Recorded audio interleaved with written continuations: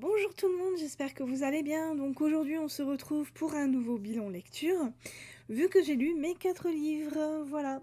Alors, en premier lieu, je vais vous parler du livre de Max Moneuet, Je suis le feu aux éditions Seuil Cadre Noir. Voilà. Alors, ce livre est le deuxième de Max Moneuet, vu que son premier s'intitule donc Sombre. Voilà. Et alors, c'est pas vraiment une suite, mais ça va être avec les personnages récurrents de Sombre, voilà. Donc, je vous conseille quand même de lire le premier, vu que celui-là spoil vraiment bien ce qui s'est passé dans son premier. Moi, c'est une chose que je n'ai pas faite, voilà, je n'ai pas lu Sombre.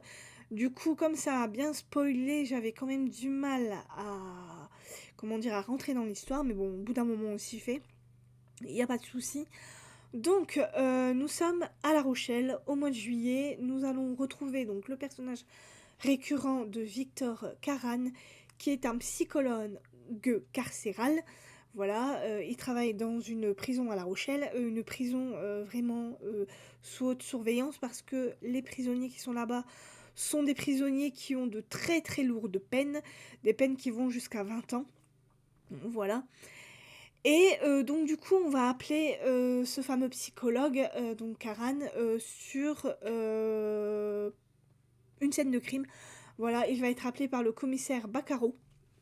Voilà, vu qu'une jeune femme est morte, elle a été ligotée sur une chaise, les yeux bandés, la bouche aussi ligotée. Voilà, elle a été égorgée et ce qui est le plus dur dans cette scène, c'est que à côté d'elle, il y a son enfant qui lui est aussi ligoté. Il a un masque sur les yeux et il a un casque sur les oreilles avec de la musique dedans pour ne pas entendre ce que le tueur a fait. Sauf que bon, bah bien évidemment, l'enfant se doute que son parent enfin sa mère est morte.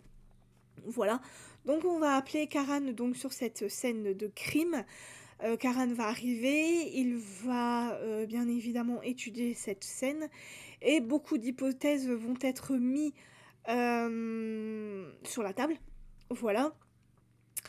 Et on va aussi être dans la tête du tueur, mais aussi avec le tueur. Voilà, vu que à un moment donné, la première scène, hein, en fait, on est avec le tueur et on est avec lui et on comprend comment est-ce qu'il choisit ses futures victimes. Mais au bout d'un moment dans l'histoire, il nous raconte ce qu'il est arrivé dans son passé pour qu'il devienne un tueur en série, tout simplement. Voilà, vu qu'il n'y aura pas qu'une victime, cette femme qui est décédée là n'est pas la première, c'est la deuxième. Voilà, donc on comprend vraiment comment le tueur agit, pourquoi est-ce qu'il fait ça, ce qu'il s'est passé quand il était beaucoup plus jeune. Voilà, et on va comprendre tout le puzzle va s'assembler au fur et à mesure de l'histoire. Et en fait, moi, ce qui m'a beaucoup plu dans cette histoire, c'est justement ça, c'est que le tueur nous raconte son passé. Voilà, et ça, c'est le passage qui m'a le plus plu dans cette histoire. Et alors, je sais que ça paraît tout à fait bizarre, mais moi, c'est le passage qui m'a vraiment qui m'a fait que j'ai accroché à cette lecture. Voilà. Le personnage de Karan, bon bah voilà, oui, il a des comment dire, il a des capacités, ça on peut pas lui enlever. C'est un bon personnage, il a un peu un côté sombre. Voilà, il veut vraiment aider ses criminels à s'en sortir. Il veut les aider après leur sortie de prison pour ceux qui arrivent à sortir quand leur peine est terminée. Voilà, on sent qu'il veut vraiment aider les gens, que ce soit les criminels ou ses collègues ou voilà, ou même sa famille. Voilà, mais on sent que comment dire, bah, comme c'est dans le livre d'avant en fait, il s'est passé un malheur dans sa vie et on sent qu'il a encore beaucoup de culpabilité par rapport à ce qui s'est passé dans l'enquête d'avant. Voilà. Et du coup, voilà, il essaye de ne pas répondre à ces démons, d'essayer de les... Ah, comment on peut appeler ça? De les faire fuir, voilà, de faire fuir ces démons, et on sent que c'est compliqué pour lui, et il se met entièrement dans cette enquête-là. Et c'est une bonne enquête, franchement, comment dire, la façon, la plume de Max Moneuet est une très belle plume. Ce livre se lit facilement, les chapitres ne sont pas très gros. Voilà, et son histoire est belle. Franchement, son histoire, elle est très belle. Mais moi, je ne l'ai pas vraiment choisi pour le personnage de Karan, qui est un bon personnage, je ne dis pas le contraire. Mais c'est vraiment, comme je vous l'ai dit, c'est vraiment parce que c'est le tueur, moi, qui m'a intéressée. C'est vraiment... Alors, je sais que ça paraît très bizarre, mais c'est le tueur, vraiment, qui m'a hypée. Voilà, c'est quand il a commencé à raconter son passé, voilà, sa vie d'avant. Et c'est ça qui m'a le plus touchée. Voilà. Donc si vous avez lu le premier et que vous voulez vous lancer dans le deuxième, allez-y, n'hésitez pas, parce que c'est une très bonne histoire. Voilà. Donc Max Moneuet, Je suis le feu, aux éditions Seuil Cadre Noir. Ensuite, donc, je me suis lancée dans un tout autre genre, vu que je me suis lancée dans un nouveau Sherlock Holmes, plus fort que Sherlock Holmes, qui n'est pas, cette fois-ci, un livre écrit par Arthur Conan Doyle. Vu que ce sont plusieurs nouvelles, donc je pense qu'il y en a 7 ou 8. Si je ne me trompe pas, il me semble que c'est 7. Si je regarde... Même pas, je me trompe. Il y en a 13. Voilà, il y a 13 nouvelles dedans. Et chaque nouvelle est écrite par un écrivain différent. Donc on a Mark Twain, on a James Berry. Si je ne me trompe pas, alors attendez, parce que il ne faut pas que je me trompe. Ouais, James M. Berry.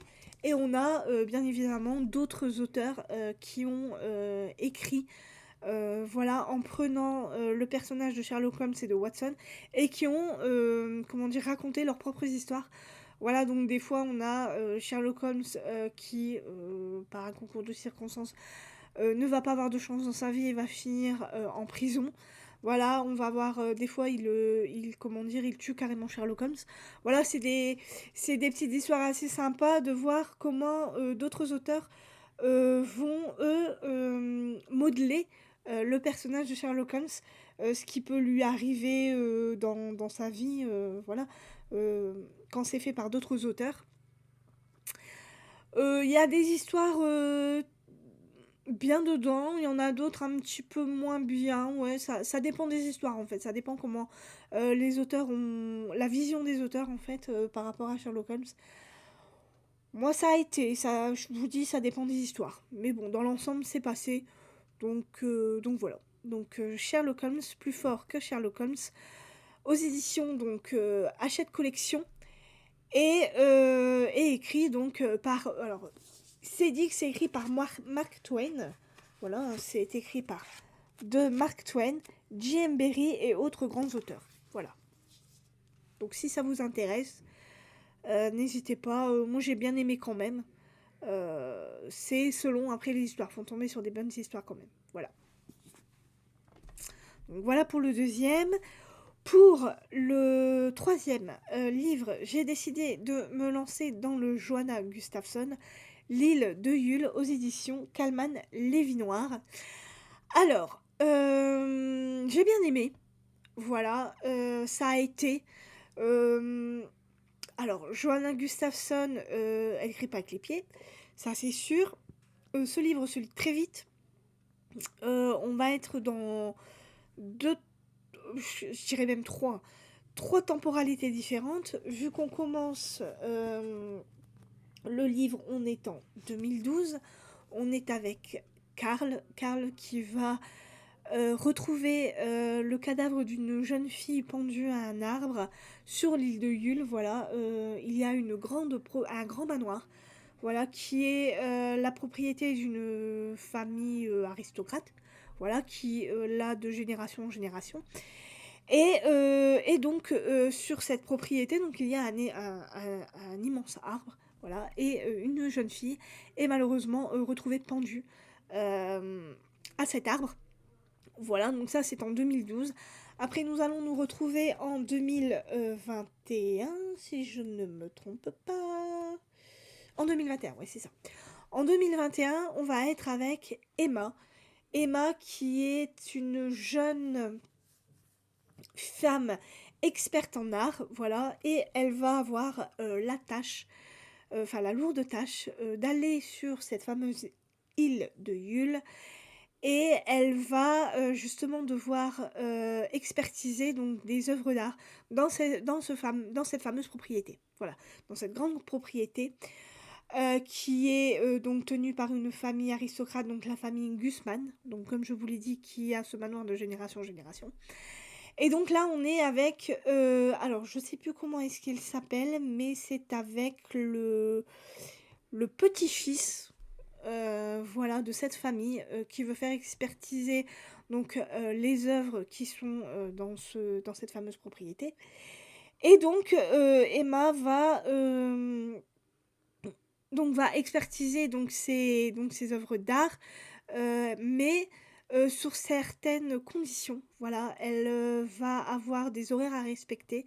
Elle ne va pas pouvoir aller dans certaines pièces tant qu'elle n'a pas expertisé ce qu'elle a fini dans une des pièces. Voilà, hein, et ça va lui prendre un temps monstre et on va bien évidemment deviner que Emma est très très mal à l'aise dans cette propriété. Voilà, et à un moment dans l'histoire, Emma va tout simplement faire tomber un objet.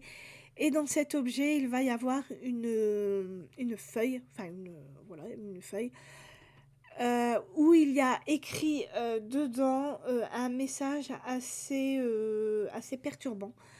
Voilà, ça va être marqué aidez-moi, je suis enfermée ici. Voilà, tout simplement, ça va être le message. Et du coup, Emma va se demander ce qu'il se passe dans ce fameux manoir. Et en dehors de ça, donc, le cadavre d'une femme va être retrouvé dans l'eau glacée, sur l'île de Yule. Donc il y a un immense... Alors je sais pas si c'est un lac ou un fleuve, enfin bref. Non, je pense que c'est plutôt un lac.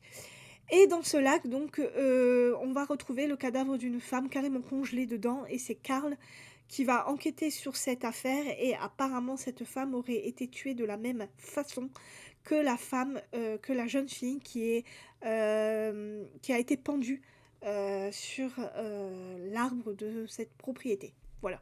Alors c'est assez compliqué à comprendre, hein, mais voilà. Et donc Karl va tout simplement rouvrir l'enquête sur cette jeune fille qui a été pendue, vu que c'est exactement le même opératoire que la jeune femme qui est morte là en 2021.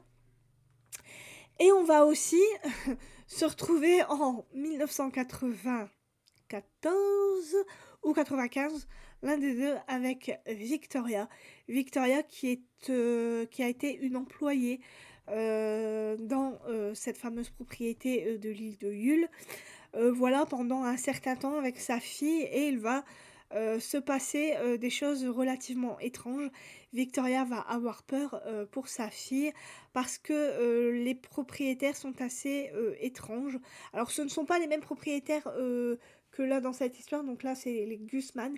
Là ça va être des autres propriétaires euh, qui ont, comment dire, racheté la propriété entre-temps. Voilà, elle a été au moins rachetée une fois pour être revendue aux Gusman. Voilà, ils ont récupéré leur bien familial. Voilà, par un concours de circonstances. Voilà. Donc l'histoire est assez complexe, hein, voilà, mais c'est raconté d'une façon tellement bien, voilà, tout simplement, que du coup, en fait, on dévore ce livre se dévore, et surtout la fin est On comprend tout en fait au niveau de la f c'est vraiment à la fin qu'on comprend tout. On arrive à rassembler les pièces du puzzle et la femme, hein, moi, m'a laissée sans voix. Franchement, ça m'a tuée. Je me suis dit: «Non, mais elle peut pas faire ça, quoi» et en fait, si, Johanna Gustafsson le peut et j'ai vraiment beaucoup aimé. Au départ, je me suis posé des questions, je me suis dit: «Est-ce que cette histoire va vraiment me plaire?» parce que, Karl, en fait, ce flic, hem n'enquête pas vraiment. Moi, je trouvais qu'il enquêtait pas. Je me suis dit: «Mais comment ça se fait qu'il se met pas à fond dans l'enquête?» Je trouvais qu'il y avait un problème avec lui. Du coup, j'avais du mal à avoir de la sympathie pour lui parce que je ne comprenais pas pourquoi est-ce qu'il ne s'activait pas dans l'enquête. Voilà, tout simplement. Et je trouvais que, Emma, elle voulait vraiment savoir, ce qui se cachait dans cette propriété, en fait, par rapport au message qu'elle a eu et par rapport aussi à son passé à elle. Voilà et du coup, je me disais: «Mais pourquoi est-ce elle enquête plus que le flic en question?» Ça, j'arrivais pas trop à comprendre et au final, Johanna Gustafsson, à un moment donné, hem, nous balance le truc, mais vraiment, on se le prend en pleine face et j'ai trouvé que c'était génial parce que c'est une chose dont je ne m'attendais pas, à lire et ça m'a explosé dans la figure et j'ai dit: «Non, c'est pas possible, c'est ça en fait le truc» et au final, j'ai dévoré la fin. J'ai vraiment dévoré la fin parce que elle a réussi à me tenir en haleine du début jusqu'à la fin et rien que quand j'ai su et c'est quand j'ai su le truc final, je me suis dit: «Waouh!» Je me suis dit: «C'est génial de faire patienter comme ça le lecteur et de lui exploser le truc à la fin, à la vraiment toute fin». Je me suis dit: «C'est incroyable, c'est génial». Franchement, la solution finale, le truc explosif, ça a été vraiment super pour moi. Voilà, donc je n'ai absolument pas regretté d'avoir lu ce livre. Donc si vous voulez tenter Johanna Gustafsson, vous pouvez parce que, ce ne sont pas des personnages récurrents, donc vous pouvez le lire, totalement en one shot. Voilà, donc Johanna Gustafsson, L'île de Yule, aux éditions Kalman Lévy-Noir. Voilà et en dernier, donc j'ai lu un livre historique, donc je me suis lancée dans le quatrième, le quatrième, je me trompe pas. Le quatrième livre de Jean-Christophe Porte, L'espion des Tuileries, aux éditions City Poche. Alors, c'est un tome 4, donc, et nous sommes avec un personnage récurrent, avec le personnage récurrent de Victor d'Hauterive, qui est un gendarme, voilà, qui vit à la Révolution française. Voilà. On est en 1792. On est après donc la prise de la Bastille, donc la Bastille a été prise, la Bastille a été détruite, Louis XVI s'est enfui, enfin a essayé de s'enfuir, il a été récupéré et ramené aux Tuileries, donc maintenant il est enfermé aux Tuileries avec sa famille et toute la smala, toute sa suite. Donc voilà et donc on va retrouver donc Victor d'Hauterive, qui lui, va avoir pour mission une mission délicate, d'escorter, le convoi transportant la paye de l'armée, qui est une paye assez, conséquente, hein, qui est une petite fortune de 500 000 livres, voilà, qui doit être portée donc à Lafayette, voilà, pour qu'il puisse, payer tout le monde, payer tous ses soldats, vu que, le roi a décidé, de faire la guerre à l'Autriche. Voilà. Donc il y a une guerre qui se prépare et donc Victor doit ramener ce fameux coffre avec la paye de l'armée à Lafayette. Le truc, c'est qu'en fait, à un moment donné, malheureusement, une nuit, au moment où ils veulent se reposer dans une auberge, malheureusement, il va y avoir une attaque et je vais y arriver. Ah! Le véhicule, voilà, je vais y arriver. Le véhicule qui transportait la paye de l'armée a malheureusement, été pris d'assaut et il n'y a plus de coffre, il n'y a plus rien, voilà. Il y a des hommes qui ont été tués, durant cette bataille, cette petite bataille. Voilà, la paye a disparu, donc Victor est assez, embêté. Voilà, donc il va essayer de suivre les hommes, enfin les personnes, surtout les personnes qui ont pris ce coffre. Voilà, parce que ben lui, il doit le ramener à Lafayette, donc il va aller voir Lafayette. Il va lui annoncer que malheureusement il a perdu cette somme d'argent, donc Lafayette va être un petit peu embêté. Et il va donner une autre mission aussi à Victor Dottery, vu qu'il va lui demander de retourner à Paris. Et il va lui demander tout simplement d'aller aux Tuileries pour donner un message à Louis XVI. Donc, Dottery va y aller. Il va essayer coûte que coûte d'avoir une audience avec le roi, ce qui ne va pas être évident. Et voilà, et donc il va se passer pas mal de choses, surtout qu'il y a cette tension à Paris, vu qu'il y a deux camps en fait. Il y a le camp de ceux qui veulent que le roi reste sur le trône, et il y a tout simplement ceux qui ne veulent pas. Voilà, ceux qui veulent la tête du roi et de la reine, parce que Marie-Antoinette est détestée par les gens. Et voilà, et donc il va se passer pas mal de choses dans cette histoire. Et j'ai bien aimé entrer dans l'intimité du couple royal parce que on se rend compte que Louis XVI ne se laisse quand même pas faire dans cette histoire. Il affronte les catastrophes qui arrivent au fur et à mesure. Il ne sait pas trop. On sent bien qu'il est un petit peu perdu. Il sait pas trop comment il doit réagir face à tout ça. Voilà. Surtout qu'aux Tuileries, eh bien, comme le titre l'indique, il y a beaucoup d'espions. On parle beaucoup de politique, c'est fort politique. On ne sait pas trop, même nous, on sait pas trop dans quel camp se mettre parce que on ne sait pas trop à qui faire confiance. Même Victor, il a le cul entre deux chaises en fait. Il sait pas s'il doit vouloir protéger le roi ou s'il doit être révolutionnaire. Il sait plus trop vers où il doit se porter. Même faire confiance à Lafayette, pour lui, ça devient un peu trop compliqué parce qu'il ne sait pas s'il peut vraiment lui faire confiance. Il lui donne toujours des missions assez compliquées et c'est toujours dans des coupes-gorges qu'il va. Donc, du coup, il a peur pour sa vie, tout simplement, et pour celle de ses proches. Voilà, et donc on va être dans tout ça, dans toute cette ambiance-là, l'ambiance révolutionnaire, et c'est vraiment très intéressant. On apprend plein de choses. On voit comment les gens... Enfin, bon, on voit pas, on imagine. On imagine comment les gens vivaient à cette époque-là. C'était une époque très compliquée. Les gens n'étaient pas très propres. La tension était là. On sent que, voilà, une petite étincelle et tout peut exploser. De toute façon, tout va exploser, vu que Louis XVI finit guillotiné et Marie-Antoinette aussi.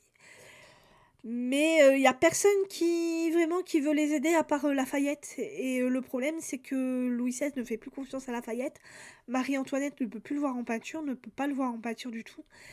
Et du coup, c'est relativement compliqué. Et donc, du coup, Dottorive est là et il essaie euh, de faire ce qu'il peut, voilà, pour satisfaire Lafayette et pour se protéger lui. Parce que en essayant d'aider Lafayette, ben, au final, c'est lui qui risque de se faire tuer, tout simplement. Et voilà. Et donc, du coup, ça a été une très bonne lecture pour moi. J'ai trouvé quand même que le côté historique était vraiment très présent dans ce livre. Alors, vous allez me dire, c'est normal. C'est aussi un livre historique, je suis tout à fait d'accord avec vous, mais d'un autre côté, l'enquête policière, elle est trop mise de côté en fait. Au départ, pardon, on est vraiment avec l'enquête policière, sauf que à un moment donné, j'ai l'impression que cette enquête policière, elle est mise de côté pour que l'auteur nous parle plus du côté historique. Donc tout ce qui s'est passé à cette période-là, alors c'est intéressant, je dis pas le contraire, mais c'est tellement une période complexe et elle est compliquée à comprendre que du coup, moi j'aurais voulu qu'il essaye d'assembler les deux en même temps, donc le côté historique et le côté policier, qu'il assemble les deux pour que ça passe un peu plus, comment dire, un peu plus facilement. Voilà, c'est ce qu'il a fait pour ces 3 tomes d'avant et moi ça a passé crème et là j'ai trouvé que, j'avais un peu plus de mal à comprendre. Bah, parce que là on est vraiment au cœur de ce qui se passe pendant cette période et voilà et c'est ce qui est, fort complexe mais bon après, ça se lit tout seul, hein. C'est vraiment comme c'est intéressant et qu'on sent que l'auteur, s'est beaucoup documenté, par rapport à tout ça, du coup ça passe quand même, ça passe quand même assez bien et surtout que les personnages sont agréables. Voilà, Victor qui lui est quand il est arrivé à Paris, il avait plein d'idéaux et puis au final, bah, il se rend compte que c'est peut-être lui en fait au final qui se fait avoir, sur toutes les coutures. Donc il s'est au final au départ il était naïf et là il a un peu plus de maturité, par rapport à tout ça. Et puis on rencontre aussi, bah, les grandes figures de la Révolution donc comme Louis XVI, on est avec Louis XVI. On rencontre, Marie-Antoinette, on rencontre la sœur de Louis XVI. On rencontre, Olympe de Gouges, voilà, on la revoit dans ce tome-là aussi. Voilà, Lafayette, Robespierre, Danton, voilà, c'est tous des personnages qu'on connaît ou qu'on a entendu déjà parler et je trouve que c'est vraiment très intéressant, surtout quand c'est, bien écrit. Je trouve que ça comme ça se lit tout seul, hem, c'est agréable, en fait, à lire, vu que ça se lit tout seul et que la plume est belle donc voilà. Tout ça pour vous dire que j'ai beaucoup aimé ce livre malgré, cette petite, parenthèse, peut-être un petit peu trop d'historique et pas assez d'enquête policière. Je trouve que ça a été un peu mis de côté, par rapport au reste, mais bon après c'est pas gênant, gênant quoi. Voilà, faut vraiment aimer, faut juste aimer, la période. Voilà, tout simplement. Faut juste vraiment bien aimer la période et comme moi j'aime bien quand même, j'ai bien aimé le lire. Voilà, donc L'espion des Tuileries de Jean-Christophe Porte aux éditions City Poche. Voilà donc, pour ce bilan lecture, donc j'espère qu'il vous aura plu, que vous avez envie peut-être de lire certains livres que je vous ai présentés. Alors moi pour la suite, j'ai l'intention de commencer le livre de Jérôme Loubry, Le chant du silence aux éditions Calman Lévy-Noir. Voilà. Ensuite, j'ai l'intention, de lire le livre d'Isabelle Duquesnoy, La chambre des diablesses aux éditions Robert Laffont. J'ai aussi l'intention de lire un Agatha Christie, donc Ils étaient 10. Donc là, c'est chez Hachette Collection. Voilà. Et j'ai l'intention de lire un Éric Emmanuel Schmitt, Les deux messieurs de Bruxelles, aux éditions Le Livre de Poche. Donc ce livre est un livre de nouvelles. Voilà, il y a, voilà, que je calcule bien, 1, 2, 3, 4, 5, 5 nouvelles, plus un journal intime, un journal d'écriture, voilà, plus un journal d'écriture, voilà. Donc il ne fait que 200, un peu plus de 200 pages, 257 pages. Voilà. Donc voilà pour mes prochaines lectures, voilà pour ce fameux bilan. Donc j'espère que tout cela vous aura plu, que vous avez peut-être envie d'en acheter ou pas. Voilà, donc pour moi, ben, je vais vous laisser. Je vous souhaite, pour ceux qui sont en vacances, de très bonnes vacances. Pour ceux qui ne sont pas encore en vacances, ben, j'espère que voilà, je vous souhaite bon courage pour le boulot. Et moi, donc, je vous dis, donc, ça sera à la prochaine pour un nouveau bilan lecture. Voilà, bye bye.